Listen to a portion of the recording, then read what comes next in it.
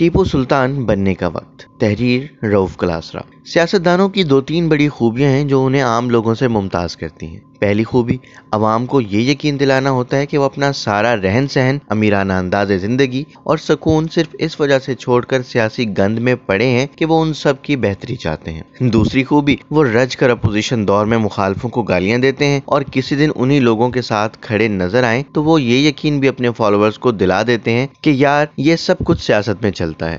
سیاست میں کردار کی اہمیت نہیں ہوتی بلکہ ذاتی فائدہ اہم ہے۔ عزت آنی جانی چیز ہے، اس پر زیادہ حساس نہ ہو۔ تیسری خوبی جس کے بغیر کوئی بندہ سیاستدان نہیں بن سکتا، وہ ہے لوگوں کا بے دریغ استعمال کرنا۔ اگر آپ لوگوں کو اپنے مقاصد کے لیے استعمال نہیں کر سکتے تو آپ سیاستدان نہیں بن سکتے۔ آپ کو بے رحمی کی حد تک خود غرض ہونا پڑتا ہے۔ استعمال ختم ہو جائے تو دودھ سے مکھی کی طرح نکال کر پھینک دیں، کوئی اور شکار تلاش کرنا شروع کر دیں۔ چوتھی بڑی خوبی، آپ کے اندر قائدانہ نہیں بلکہ اداکارانہ صلاحیتیں ہونی چاہیے۔ آپ جب چاہیں دن کو رات اور رات کو دن ثابت کر سکیں، لوگوں کو یقین دلا دیں کہ آپ سے بڑا ان کا خیر خواہ اور کوئی نہیں۔ ہمارے سیاستدانوں نے اس انسانی نفسیات کا فائدہ اٹھایا ہے اور اپنے اپنے گروہ تیار کر لیے ہیں۔ اب کوئی اپنے لیڈر کے سوا کسی کی بات سننے کو تیار نہیں، اسے اپنا لیڈر ہی سچا لگتا ہے۔ بھٹو نے 1000 سال جنگ انڈیا سے لڑنی تھی، ضیاء اور ان کے ساتھیوں نے افغانستان کے بعد سینٹرل ایشیا کو فتح کرنا تھا۔ بے نظیر بھٹو اور نواز شریف نے بھی اپنے اپنے پیروکاروں کو خواب دکھائے۔ عمران خان نے خود کو ایمانداری اور حب الوطنی کا مینار بنا کر پیش کیا۔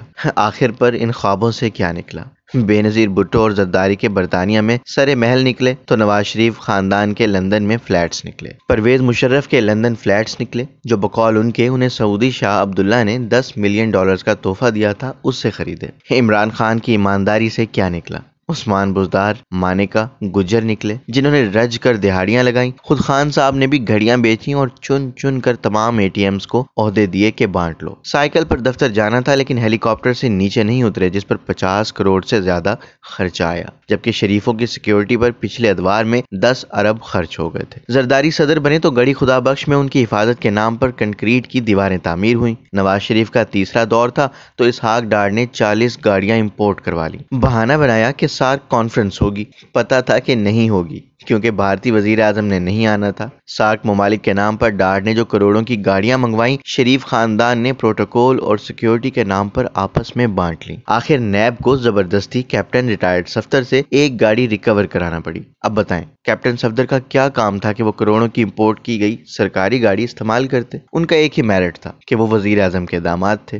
اور ابھی ایک اور انکشاف ہوا ہے کہ 1.5 لاکھ سرکاری گاڑیوں میں مفت پیٹرول ڈلتا ہے۔ خبر دینے والے بھول جاتے ہیں کہ 1.5 لاکھ گاڑیوں میں پیٹرول مفت نہیں پڑتا، جو وہ گاڑیاں چلا رہے ہیں انہیں مفت ملتا ہے، اور ان 1.5 لاکھ گاڑیوں کا پیٹرول کا سارا خرچہ عوام پر ٹیکس لگا کر پورا کیا جاتا ہے، کیونکہ جہاں سے پیٹرول خریدتے ہیں وہ تو اپنا بل چارج کرتے ہیں۔ لیکن آپ داد دیں کہ کیسے ان لیڈرز نے اپنے فالوورز کو یہ کہانی بیچ دی ہے کہ ان کا سچ ہی آخری سچ ہے، وہ ایماندار ہیں باقی بے ایمان ہیں۔ زرداری اور بے نظیر بھٹو کے جیالوں کو ان کی کرپشن سے کوئی مسئلہ نہیں۔ شریفوں کی پنجاب میں پاپولیرٹی کم ہونے اور ضمنی الیکشن ہارنے کی وجہ ان کے بیرون ملک جائیدادیں نہیں ہیں بلکہ مہنگائی ہے۔ لوگوں کو یہاں مالی کرپشن یا اخلاقی کرپشن سے کوئی مسئلہ نہیں۔ اگر ہوتا تو عمران خان اور نواز شریف لیڈر نہ ہوتے۔ عمران خان کے حامی بھی اسی رنگ میں رنگے ہوئے ہیں جس میں پیپل پارٹی اور نواز شریف کے ورکرز رنگے گئے تھے۔ اب عمران خان کے حامیوں کے پاس ایک دو جواز ہی بچے ہیں کہ عمران خان ان دونوں زرداری اور شریف سے کم کرپٹ ہیں۔ وہ کم برائی ہے، اس نے کم عرصہ حکومت کی ہے، اسے حکومت پہلی دفعہ ملی تھی۔ اس کے مقابلے زرداری اور شریف 3 دفعہ حکومت کر چکے ہیں، اسے پہلے 3 دفعہ حکومت کرنے دیں، پھر خان کا موازنہ شریفوں اور زرداریوں سے کر لیجئے گا۔ مطلب یہ ہے کہ ہم مانتے ہیں کہ جو کام خان نے نہیں کرنے تھے وہ اس نے کیے تو ہیں لیکن ان کی سنگینی کم ہے۔ مطلب ابھی وہ اقتدار میں نیا تھا، اسے ابھی شریف اور زرداری بننے دیں، پھر ہم دیکھیں گے۔ نواز شریف کو بھی یہی رعایتیں دی گئی تھیں بے نظیر بھٹو کے مقابلے پر، اور نتیجہ یہ نکلا کہ وہ اب عوام کی نظروں میں بڑا عفریت بن کر ابھرا ہے۔ عمران خان کی تقریروں نے عوام میں ایک نیا جوش اور جذبہ پیدا کیا تھا۔ ہر جلسے میں وہ ٹیپو سلطان بننے کی باتیں کرتے تھے، گیدڑ اور شیر کی زندگی کا فرق بتاتے تھے۔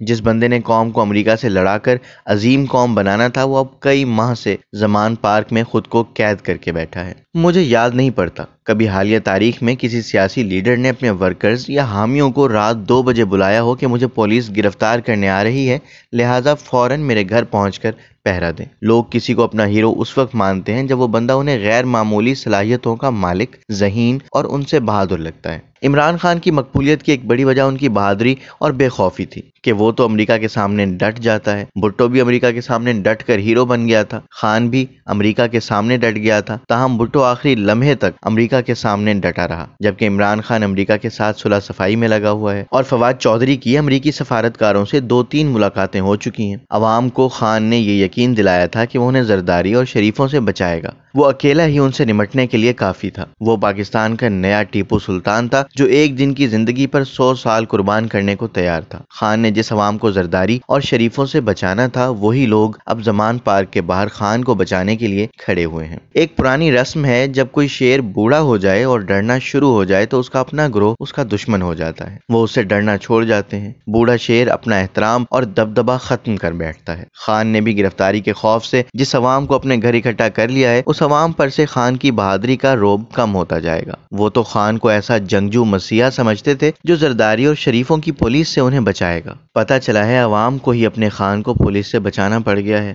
خان کی یہ کمزوری انہیں سیاسی طور پر مہنگی پڑے گی۔ ہزاروں سال کی انسانی تاریخ کا یہی سبق ہے کہ عوام بہادر لیڈروں کو پسند کرتے آئے ہیں، بزدلوں کو نہیں۔ مورخ لکھے گا، جب خان صاحب کے ٹیپو سلطان بننے کا وقت آیا تو وہ حوصلہ ہار گئے۔ تاریخ سے بہادروں کی مثالیں دینا اور خود بہادر بننے میں بڑا فرق ہے۔ وہ بیچارہ گیدڑ جس کی خان صاحب اپنی تقریروں میں شیر کی زندگی سے موازنہ کر کے روزانہ بے عزتی کرتے تھے، وہ اب دور کہیں کسی جنگل میں پورے چاند کی روشنی میں کھڑا مسکراتا ہوگا۔